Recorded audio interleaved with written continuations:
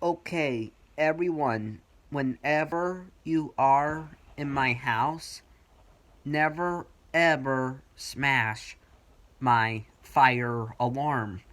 That is the biggest no no you could ever do to my fire alarm.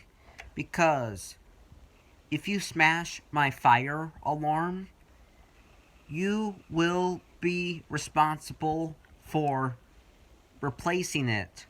Because you are the one that broke my alarm.